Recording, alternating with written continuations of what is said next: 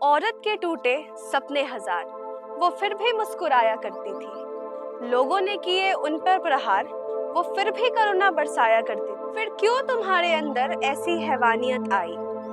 तुमने अपनी सुहाग की क्यों बलि चढ़ाई? इस बार ना तो चीर हरण हुआ और ना ही तुम्हें मारा गया प्रताड़ित कर। फिर कैसे अपने हैवानियत में तुमने जलाया खुद अपना ही घर? तुम तो चांद से भी ज्यादा शीतल हुआ करती थी। बात अगर पति पे आए तो यमराज से भी लड़ जाया करती थी। फिर कैसे पार की तुमने हैवानियत की सारी हदें? फिर कैसे अंजाम दिए तुमने निर्ममता की ये क्रूर गाथा को? नमस्कार, मेरा नाम साक्षी चौधरी है और आप देख रहे हैं नोएडा व्यूज। मेरी बातों से आपने इतना तो अंदाज लगा ही लिया होगा कि आज हम एक ऐसी हत्या के बारे में, एक ऐसी वारदात के बारे में बात करने आए हैं जिसने ना केवल एक परिवार को बल्कि पूरे देश को सोचने पर विवश कर दिया। जी हाँ, सौरभ राजपूत हत्याकांड। मेरठ के सौरभ राजपूत हत्याकांड के पोस्टमार्टम रिपोर्ट सामने आ गए हैं और रिपोर्ट में कई नए खुलासे भी किए गए हैं। लेकिन उसमें भी इन पोस्टमार्टम रिपोर्ट में जो सबसे महत्वपूर्ण बातें हैं वो ये है कि सौरभ राजपूत के गर्दन पर गहरे वार किए गए थे।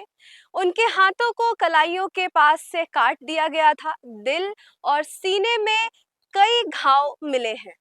बता दें कि पोस्टमार्टम रिपोर्ट में ये सामने आया है कि सौरभ राजपूत की मौत गहरे वार, अत्यधिक खून बहने और शॉक की वजह से हुई है। सुनने में तो ये एक डरावना सपना लगता है, लेकिन अफसोस कि ये कोई सपना नहीं है बल्कि जमीनी हकीकत है जिसे अंजाम खुद सौरभ राजपूत की पत्नी ने दिया है। जी हाँ, सौरभ राजपूत की पत्नी मुस्कान रस्तोगी ने साहिल शुक्ला के साथ मिलकर, यानी कि अपने प्रेमी साहिल शुक्ला के साथ मिलकर इस निर्मम हत्या के षड्यंत्र को रचा और उसे अंजाम भी दिया। 3 और 4 मार्च की रात को सौरभ राजपूत की पत्नी मुस्कान रस्तोगी और साहिल शुक्ला ने इस हत्या को अंजाम दिया। और इतना ही नहीं, इसके बाद जो हुआ वो लोगों के लिए, लोगों के मन में दहशत पैदा करने के लिए काफी था। इसके बाद सौरभ राजपूत के शव को मुस्कान रस्तोगी और उसके प्रेमी साहिल शुक्ला ने टुकड़े कर दिए और एक नीले रंग के ड्रम में सील कर दिया और बेफिक्र होकर हिमाचल के कसोल की वादियों में घूमने चले गए। पति की हत्या को अंजाम देने के बाद मुस्कान रस्तोगी और उसके प्रेमी साहिल शुक्ला हिमाचल प्रदेश के कसोल घूमने गए।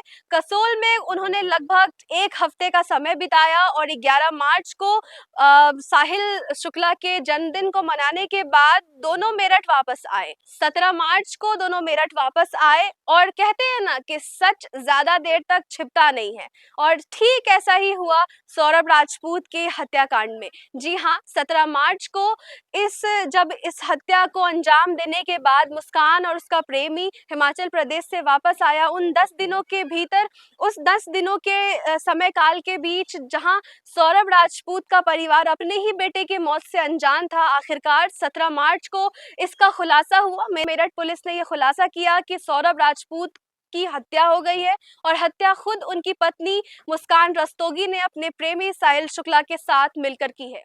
फिलहाल मुस्कान रस्तोगी और साहिल शुक्ला जेल में हैं। हत्या के इस वारदात के सामने आने के बाद जब मुस्कान रस्तोगी और साहिल शुक्ला के परिवार वालों से बातचीत की गई तो उसके परिवार वालों की तरफ से जो बयान दिया गया, उस बयान ने भी लोगों के बीच खूब सुर्खियां बटोरी। जी हाँ, अपने बयान में मुस्कान रस्तोगी और साहिल शुक्ला के परिवार वालों ने कहा कि दोनों ने एक ऐसे अपराध को अंजाम दिया है जिसके लिए जेल एक केवल छोटी सी सजा है, और इसके अलावा परिवार वालों ने उन दोनों के लिए फांसी की मांग भी की। फिलहाल मेरठ पुलिस इस पूरे हत्याकांड की जांच में जुटी है और आशा है कि जल्द ही इस पूरे हत्याकांड की सुनवाई कोर्ट में की जाएगी और सौरभ राजपूत को इंसाफ मिलेगा। फिलहाल आज के लिए बस इतना ही। इस खबर से जुड़ी अपडेट के लिए देखते रहिए नोएडा व्यूज। धन्यवाद।